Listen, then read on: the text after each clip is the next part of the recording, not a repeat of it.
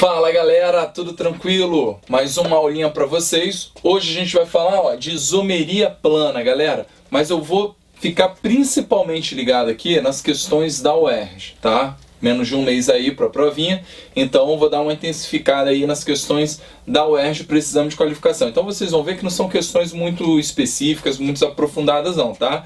Então eu vou trabalhar bem em cima, tanto o conceito, falar um pouquinho aqui para vocês e também as questões que caem lá no exame de qualificação, ok? Então, galera, lembra o seguinte, que a isomeria plana, eu botei o conceito aí para vocês, né, bem simplificado, né, em que você vai ter aí compostos com a mesma fórmula molecular e fórmulas estruturais diferentes, beleza?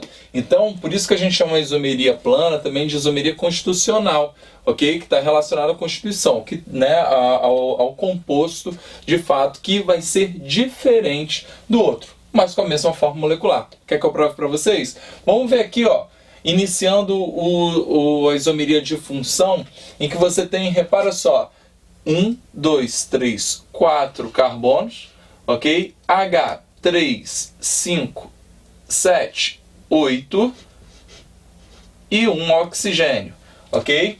E reparem que aqui, 1, 2, 3, 4, C4, H, 3, 5, 8 e 1 oxigênio. Então, galera, reparem só, mesma fórmula molecular, ok?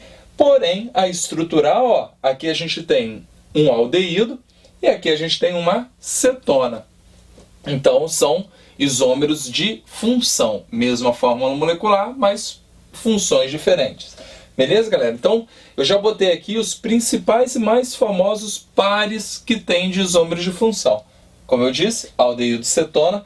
E aqui a gente está vendo um éter e um álcool. Repara só, C, 1, 2, 3, 4, H, 3, 5, 7, 10, ok? E um oxigênio. E aqui é a mesma coisa, C, 1, 2, 3, 4, H, 3, 4, 5, 6, 7, mais 3, 10 e 1 oxigênio. Lindão? Então, éter e álcool, um outro par famosíssimo, tá? E para fechar aqui, os exemplos mais famosos, eu tenho um ácido carboxílico e eu tenho um éster, 1, 2, 3, 4, 1, 2, 3, 4 carbonos também, beleza? Então, galera, a gente tem aqui os isômeros de função. Agora, os isômeros de cadeia. Lembram aí as 4 classificações famosas que a gente tem de cadeia carbônica? Aberta ou fechada, saturada ou insaturada, normal ou ramificada, homogênea ou heterogênea. São as 4 classificações clássicas. E percebam que agora elas vão influenciar aqui na nossa isomeria de cadeia. Então, reparem só, fórmula dos alcenos, C4, né, CnH2n. Então, H3,5, né, 6, 7, 8... beleza? C4H8 também. Beleza? Mesma fórmula molecular. Os dois são hidrocarbonetos, então não pode ser isômero de função, mas essa cadeia ela é aberta e insaturada, essa cadeia ela é fechada e saturada, ok? Não tem dupla nem tripla entre carbonos. Aqui, galera, alcano e alcano, os dois hidrocarbonetos, mesma função, mas essa cadeia ela é normal e essa cadeia ela é ramificada. E agora eu vou pedir para vocês ficarem bem atentos aqui a essa, porque essa aqui confunde, normalmente é o que a galera dá um molinho na prova, ok? Reparem que essa cadeia eu tenho um heteroátomo, nitrogênio entre carbonos. Então essa cadeia ela é heterogênea, beleza? Só que aqui, galera, vocês reparem que a cadeia ela é homogênea. Por mais que ela tenha o nitrogênio, esse nitrogênio não está entre carbonos. Então ela é homogênea. Se essa é homo e essa é hétero, você vai considerar isomeria de cadeia. Tranquilo, galera? Beleza? Daqui a pouquinho eu vou voltar nela aí para vocês entenderem o porquê, né, que eu estou chamando a atenção.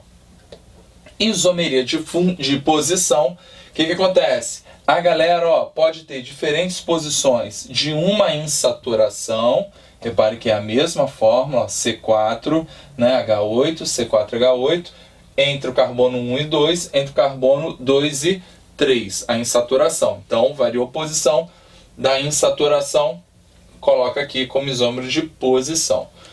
Pode ser diferente posição do grupamento funcional, ó, repare que a hidroxila aqui está no carbono 2, aqui está no carbono 1, beleza? E pode ser também diferente posição de uma ramificação, tranquilo? Então aqui está no carbono 2, aqui está no carbono, ó, conto da direita, no carbono 3. Lindão? Então, isômeros de posição. Agora, galera, tomem cuidado aqui. Quando for diferente posição do heteroátomo, aí vocês vão chamar de isomeria de compensação ou metameria. Diferente, beleza? Então reparem que essa cadeia, ela é heterogênea, ok? Essa cadeia também é heterogênea. Então se as duas são heterogêneas, beleza? Você vai trabalhar com a ideia de isômeros de compensação, caso o heteroátomo esteja em posições diferentes, beleza? Tanto aqui com hétero, ó, e agora eu botei exatamente, ó, a mesma função, só que, né, no caso, as aminas, beleza? Só que reparem só, essa aqui é heterogênea, ok? Essa aqui também é heterogênea. Lindão? Então, por isso que a gente colocou como isomeria de compensação. Show? E a tautomeria, a última, né, o último exemplo aqui, ok? O último tipo de isomeria plana que a gente tem, ela trabalha com a instabilidade das ligações π, ok? Os casos mais clássicos são esses aqui, rolando principalmente, ó, hidroxila ligada a carbono insaturado, hidroxila ligada a carbono insaturado. A gente chama essa galera de enol, ok? E o enol, ele é muito instável, ok? Então a tendência, ó, reparem que é essa dupla sumir, né? A gente tem a quebra da ligação π, e aí o hidrogênio, ó, pula para cá, o que era CH2 ficou CH3, e aí a gente tem uma dupla O, porque o oxigênio tem que fazer uma ligação, né, dupla, ok? E virou um aldeído, tranquilo?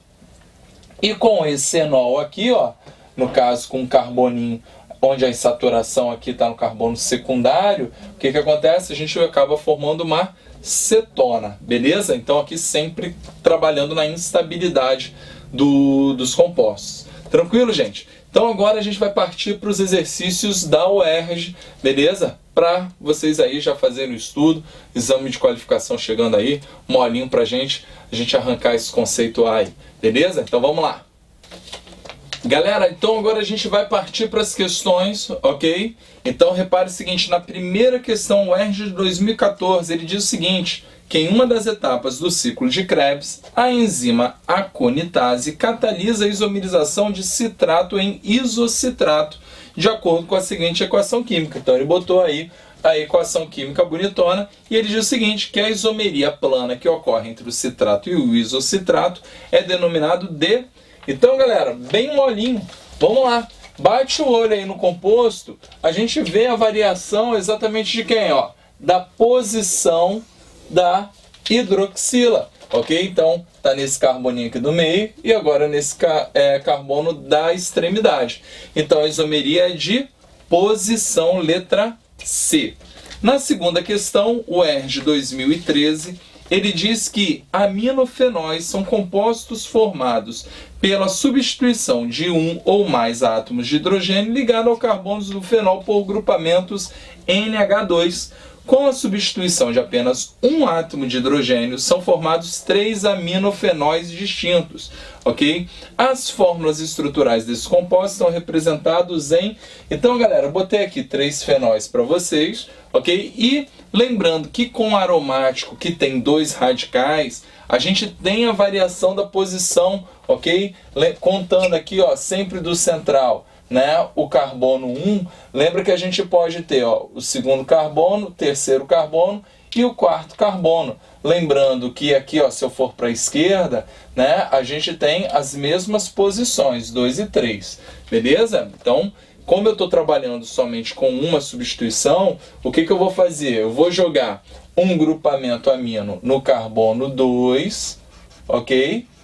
Lembrando, né, que a gente usualmente trabalha com a posição 1, 2 como orto, ok? Aí a gente tem 1, 2 e 3 substituindo no 3, ó, jogando o grupamento amino aqui.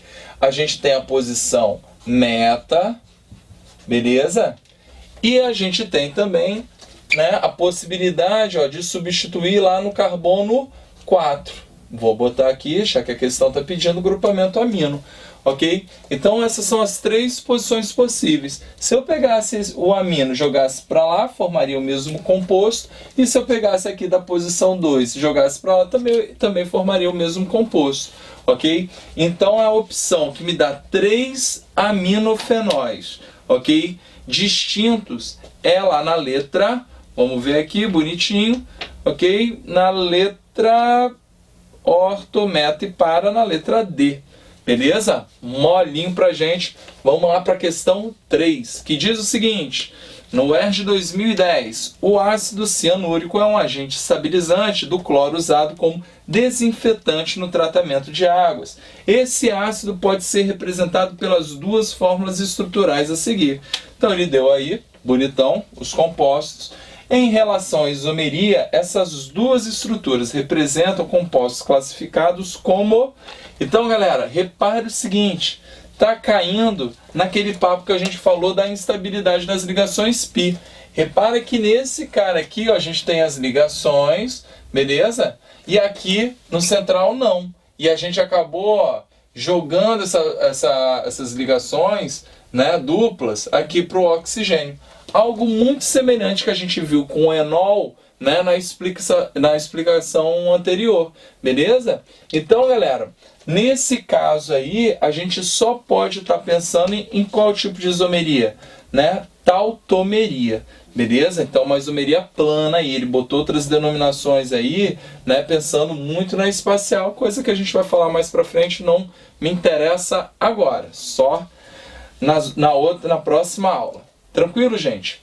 E na quarta, então ficou letra, só para fechar, é B, tautomeria. E na 4, na UERJ 2008, o cara diz o seguinte, que a fórmula estrutural plana de uma substância que possui a mesma fórmula molecular do éster citado no texto, o éster citado é o etanoato de etila, será qual desses compostos aí, galera? Bom, primeiro papo que já mataria a questão.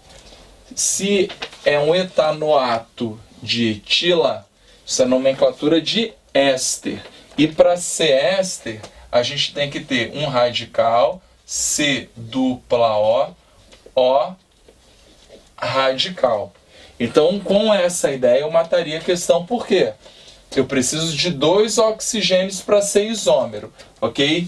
Na letra B, só tem 1. Então, chuta essa porqueira, ok? Na C, só 1 oxigênio.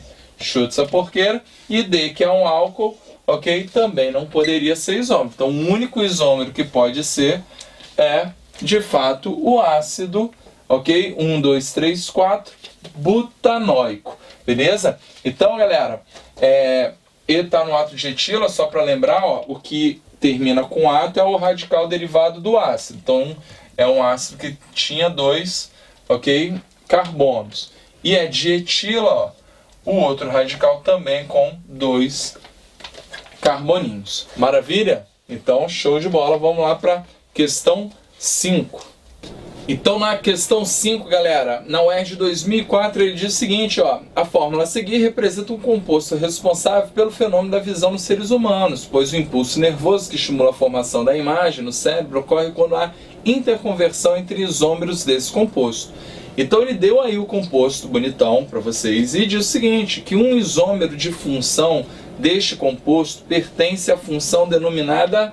E aí, galera, ele deu 4 opções aí, que são funções distintas. Ó, repara que na questão, né, o composto que ele te deu é um aldeído, ó, uma carbonila aqui, ó, C dupla O, lembrando que tem um hidrogêniozinho aqui, beleza? E aí, eu já passei para vocês lá na explicação os pares famosos. Quem faz, né, o par famoso aqui com aldeído é a cetona, ok? Mas vamos ver, por que não poderia ser éster? Éster tem 2 carbonos, assim como o ácido carboxílico na letra D, ok? E amida tem dupla O, mas tem nitrogênio. Aqui você não está vendo nitrogênio nenhum.